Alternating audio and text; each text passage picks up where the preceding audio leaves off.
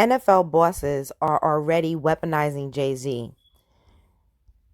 A coach's decision to play Jay-Z to humiliate outspoken wide receiver Kenny Stills speaks volumes about where the NFL is in 2019, by Dave Zarin.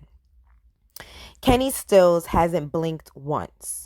The Miami Dolphins wide receiver and two-time nominee for the Walter Payton Man of the Year Award for his community service has taken a knee during the national anthem to protest racism and police violence for 2 seasons.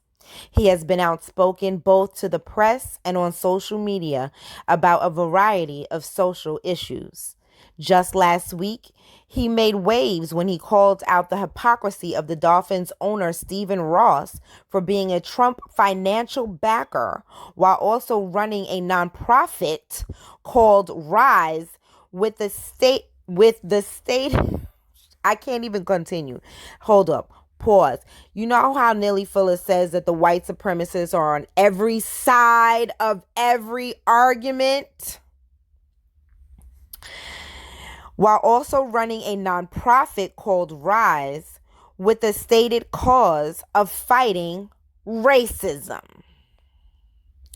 Stills took it to another level when he criticized hip-hop artist, executive, and billionaire Sean Jay-Z Carter's new musical and social justice partnership with the NFL, which appears to be Carter's entry point to someday owning an NFL team. Like he owned the Nets, y'all? Okay. Sitting alongside NFL Commissioner Roger Goodell, Carter suggested that his partnership signaled the end of Kaepernick-style protesting in the NFL, saying, "We've moved past kneeling, and I think it's time to go into actionable items." Carter went on to say that people should stop being stuck on Colin not having a job. He was a blessing the NFL as a born-again, woke entity. But Kenny Stills, true to form, wasn't having it. Speaking to the press, Stills criticized Carter for talking at length with the bosses, but not any of the protesting players before making this proclamation. Some of the ways he answered his questions, talking about we're moving past kneeling, like he ever protested. He's not an NFL player. He's never been on a knee. Choosing to speak for the people like he had spoken to the people. I wonder how many common people that he knows or has spoken to. I wonder if he's read my Facebook comments or my Instagram comments or some of the things people say to me. To say we're moving past something, it didn't seem very informed. He went on. I felt like Carter really discredited Colin and myself and the work that's being done in our communities. What's fueling everything now is division. I wish it was handled in a different way. Stills not only criticized Jay-Z's partnership with the league, but also how the owners as a whole have chosen to do business. Now, Stills is feeling the backlash from his own team, in particular his coach Brian Flores. In a petty and passive-aggressive move, Flores began the first practice after Stills' comments with a musical playlist that started with 8 consecutive Jay-Z tracks. He dropped the playlist conspicuously during the first 30 minutes when the media had access to the field. It was an apparent attempt to embarrass Stills in front of the team and the press. Although the organization is in damage control mode, made clear to reporters that this was all much ado about nothing.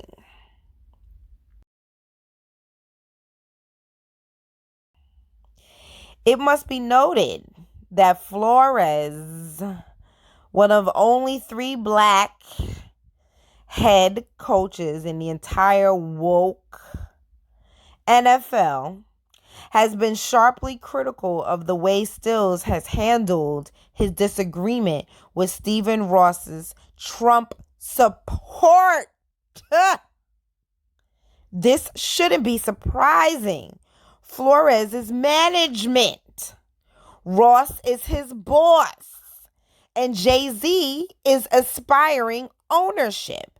They know what side they on. Kenny Stills know what side he's on. The question is where the Dolphin players will fall. Albert Wilson, like Stills, a wide receiver, kneels during the anthem. Other than the two of them, the team has been silent. Yet playing Jay-Z is a signal from Flores that he rejects Kenny Stills using his platform to protest injustice. See, this is what happens when we get people inside. They flip on us. We will find out if this causes Flores to lose the team by trying to humiliate a popular player or if it will get them in line. We'll see, right?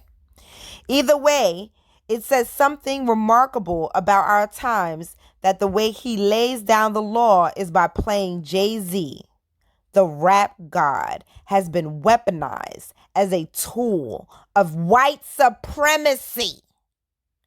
These are truly bewildering times. And I say they are not bewildering. These are truly times of war.